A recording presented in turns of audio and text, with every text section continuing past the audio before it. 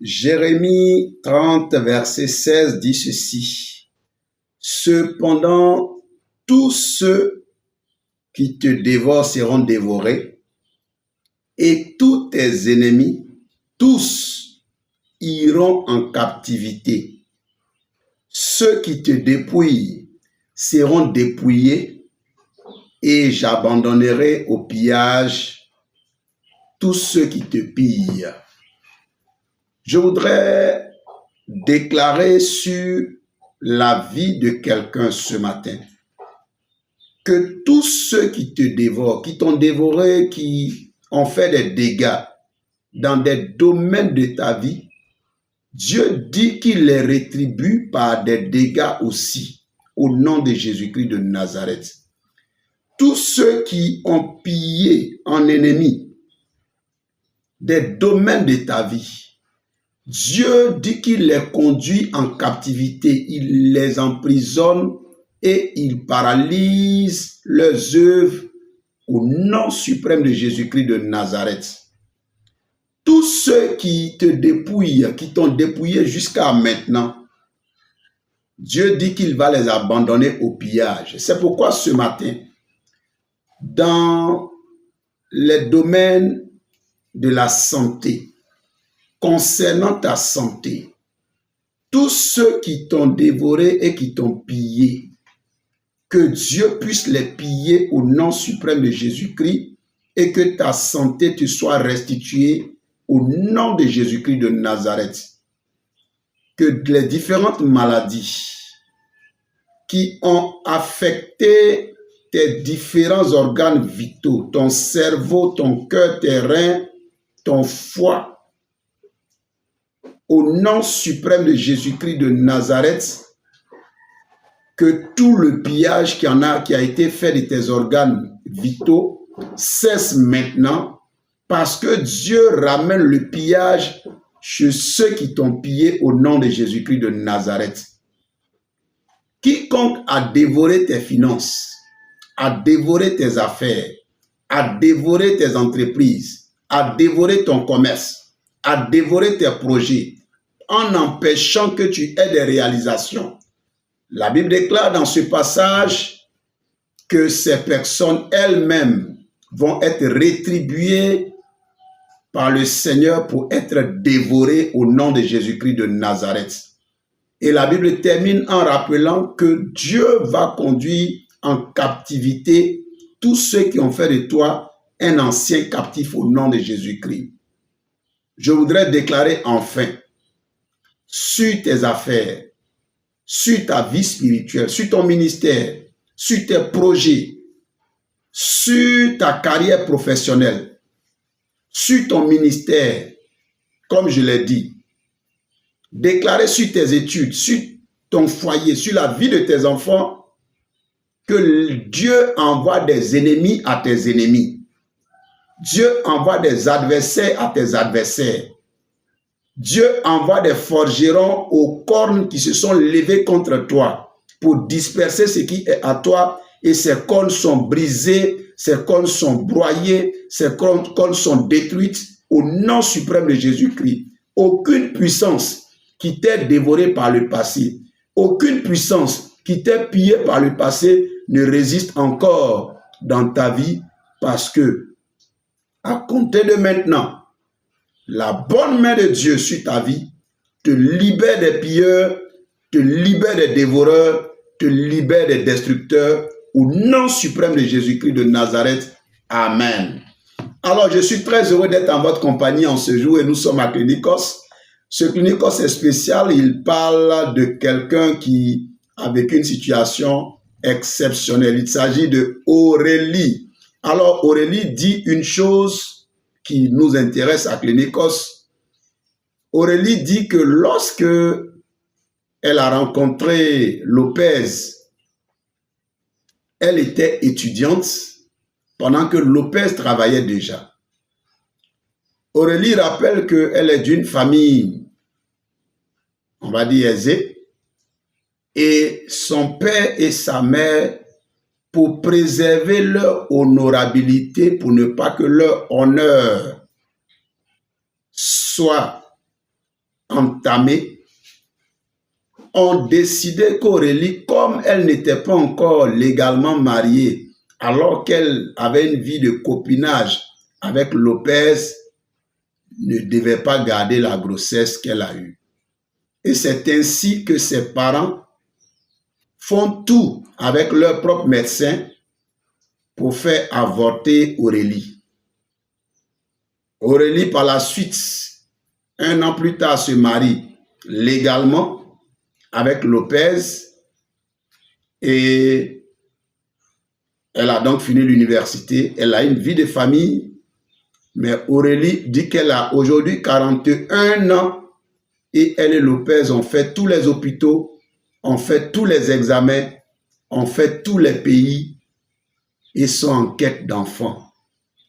Aurélie en veut à sa mère qui a tout fait pour qu'elle puisse avorter de l'enfant qu'elle portait au prétexte qu'elle n'était pas encore mariée et que surtout cela allait entacher l'honorabilité de ses parents. Et donc, c'est l'histoire d'Aurélie et je voudrais rappeler à Aurélie et à toutes les Aurélie que c'est avec beaucoup de bonheur qu'à Clinicos, nous traitons ces cas-là.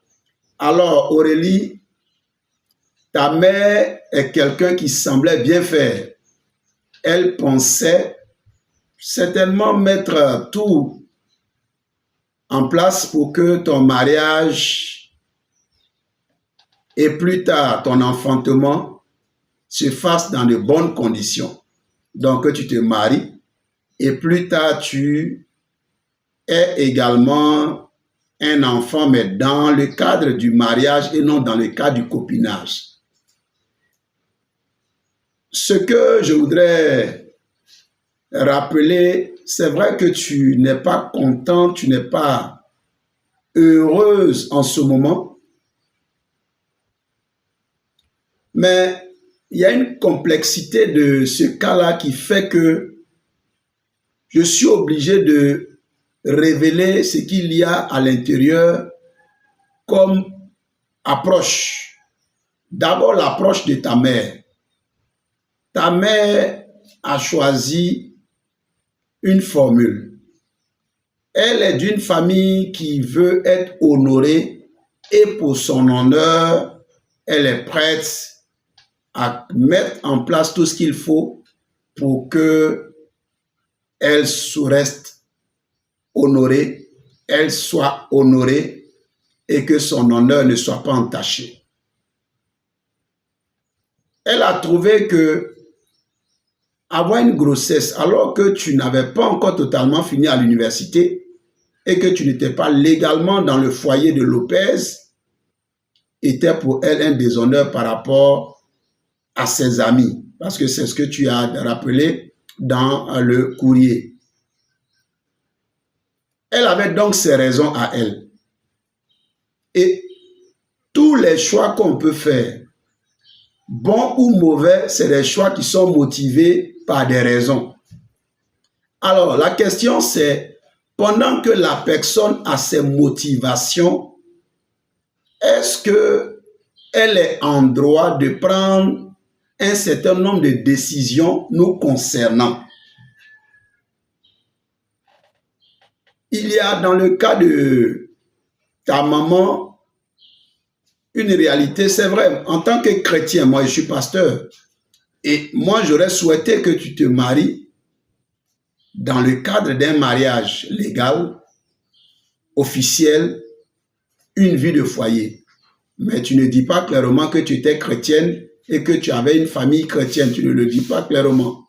Alors, ce que je voudrais donc dire, si ta mère fait ce choix en ce moment, alors que tu étais déjà majeur, c'est qu'il y a là une maman qui a outrepassé ses responsabilités et surtout son autorité. Parce qu'à un certain niveau, à un certain moment, tu as besoin de prendre les décisions qui te concernent. Ta maman n'a pas à prendre tes décisions. Elle n'a pas à décider à ta place et surtout pour une question qui ne concernait que toi et Lopez. Si Lopez avait insisté pour que tu puisses perdre l'enfant, moi j'aurais préféré que tu gardes l'enfant au lieu d'avorter. Parce que avorter, je parlerai de cette approche-là. Mais avorter,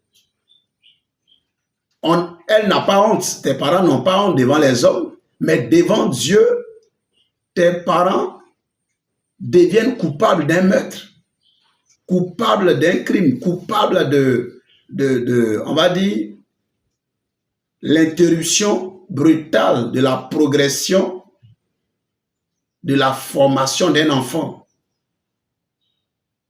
Et devant Dieu, c'est mauvais ce qui a été fait.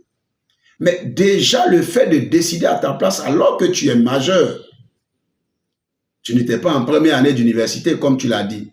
Tu étais au niveau du master, master 2. Donc, tu étais déjà majeur. Mais le fait même de décider à votre place, moi, je pense que c'est outrepasser leur pouvoir. Décider à la place de Lopez, qui certainement voulait l'enfant, tu n'as pas forcément parlé de sa position ce jour-là, mais Lopez, s'il a fini par t'épouser tel que tu es, il t'aurait épousé même avec l'enfant. Donc, je ne suis pas en train de dire à tout le monde qu'il faut faire les enfants alors qu'on n'est pas marié légalement. C'est pas ce que je suis en train de dire. Mais dans le cas pratique, Aurélie vit avec quelqu'un en tant que copain. Ses parents sont informés. Ses parents ne s'opposent pas à la vie de copinage. Mais survient une grossesse. Et c'est là que ses parents prennent la décision de faire avorter Aurélie. Et Aurélie n'a pas d'enfant jusqu'à maintenant. La deuxième réalité que je trouve comme deuxième approche dans cette affaire, qui a été l'option de ta mère, elle ne t'encourage pas à garder l'enfant, alors que tu voulais de l'enfant, alors que Lopez voulait de l'enfant. Et je voudrais dire aux parents, c'est vrai par moment, au nom de certains intérêts, on veut montrer à nos enfants que c'est nous qui les avons mis au monde. Il est prévu, et Dieu le demande aux enfants d'honorer leurs parents. Un enfant doit honorer son père et sa mère. Mais le même verset rappelle également dans le Nouveau Testament que les parents ne doivent pas irriter les enfants. Donc c'est vrai qu'on peut vouer l'honneur aux parents, on peut devoir l'honneur aux parents, mais les parents en retour doivent veiller à ce que les enfants soient à l'aise auprès d'eux. Les enfants ne soient pas malheureux auprès d'eux. Et à ce niveau-là, je crois qu'il y a une erreur d'un parent qui ait créé cette situation. Alors, pour Aurélie et pour Lopez, et si j'ai dit ces choses, c'est pour que tu puisses comprendre que maintenant, il faut qu'il y ait une situation de déblocage à ce problème. Et pour que cette situation se débloque, il faut que tu pardonnes à ta mère. Tu en veux à ta maman parce qu'elle t'a conduit, elle t'a presque obligé à perdre l'enfant, mais aujourd'hui, tu cherches un enfant et tu n'en as pas. Mais il faut que tu pardonnes à ta maman. Pas parce que ce qu'elle a fait est bon, mais parce que tu veux compter sur le Seigneur pour qu'il te redonne un autre enfant. Et je voudrais dire à toutes les personnes qui, à un certain moment, sont obligées de prendre des décisions difficiles, surtout concernant l'enfantement. Par moment, il y a des personnes pour qui il est prévu que vous n'ayez qu'un enfant. Pour d'autres, il est prévu que vous n'ayez que 2 enfants. Il est prévu que vous n'ayez que 3 enfants. Mais si vous avez fait un avortement ou des avortements qui ont éliminé les enfants que Dieu avait prévus pour vous, à un certain moment, ce n'est plus la faute à Dieu ni au diable, c'est vous-même. Et je voudrais donc exhorter pour que aller interrompre les grossesses ne soit pas une activité, ne soit pas un sport qu'on pratique. Il ne faut pas que ce sport-là prospère dans la vie de quelqu'un. Il ne faut pas s'adonner à un tel exercice. Il ne faut pas y recourir à tout bout de champ parce que ce n'est pas bon. Ce n'est pas bon déjà pour la société.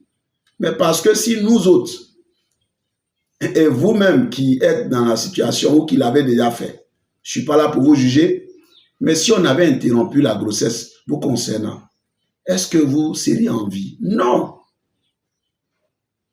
Donc, vous empêchez que la société, du point de vue démographique, enregistre la naissance de nouveaux membres. Les États enregistrent de nouveaux citoyens.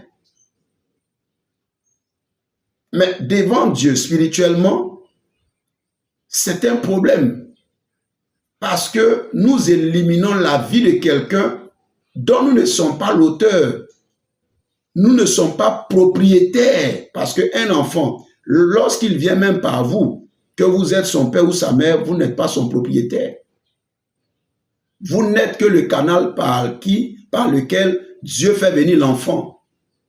Donc vous devez le respecter que c'est Dieu qui vous fait la grâce d'être le tuteur terrestre de l'enfant.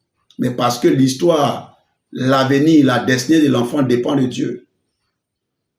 Donc devant Dieu, c'est un péché. Et je voudrais te demander à toi, Aurélie, de demander pardon à Dieu. Je ne voudrais pas que tu dises non, c'est ma maman qui l'a fait, mais c'est vrai, c'était toi, en dernier ressort, d'accepter. Donc, on peut entrer dans une alliance où on peut poser un acte de façon consciente ou de façon inconsciente. De toutes les façons, l'alliance, elle est soit consciente, soit inconsciente. Donc, le fait d'avoir accepté, même si ta maman a insisté, ta maman s'est imposée, mais à la fin, tu as accepté.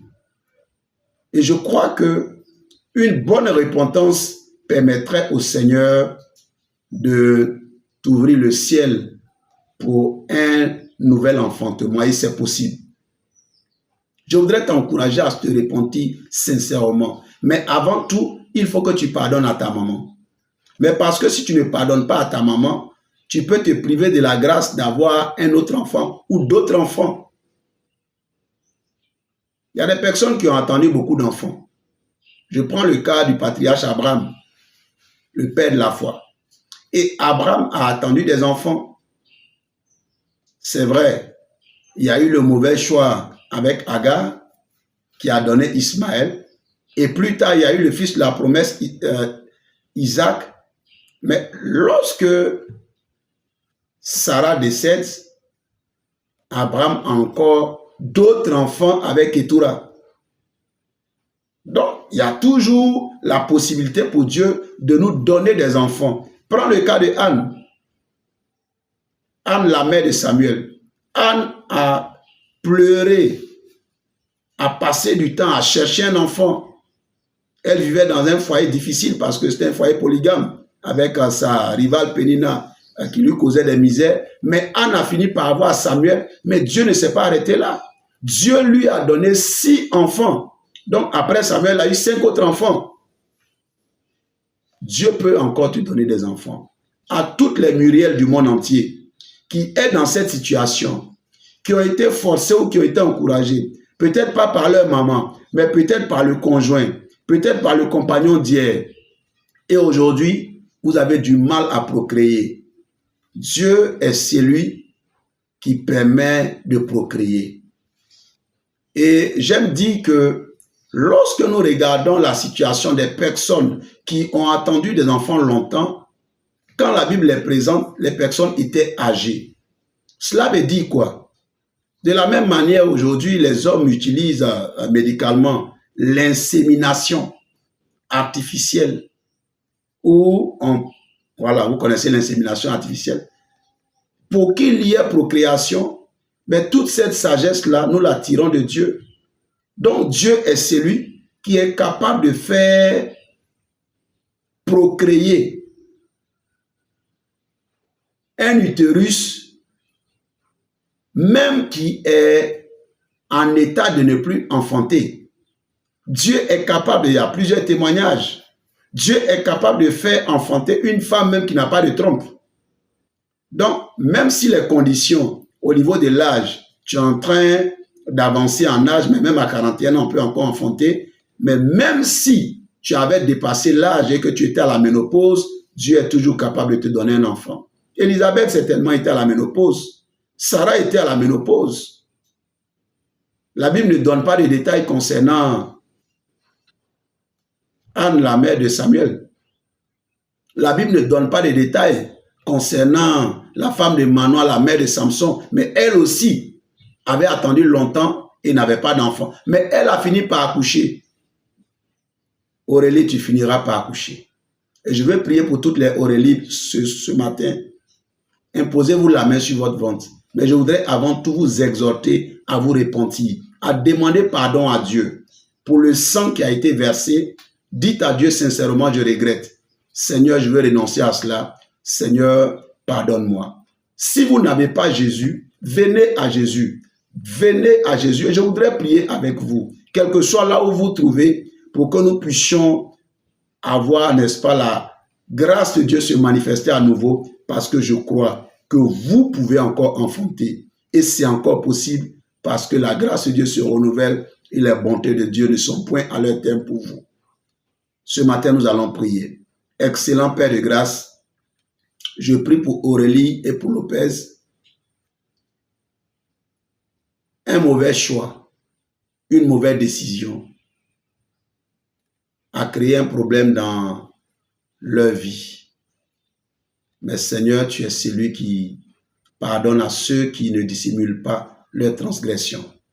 Ta parole déclare dans Proverbe 28, verset 13, que celui qui cache ses transgressions ne prospère point, mais que celui qui les avoue et les délaisse obtient miséricorde.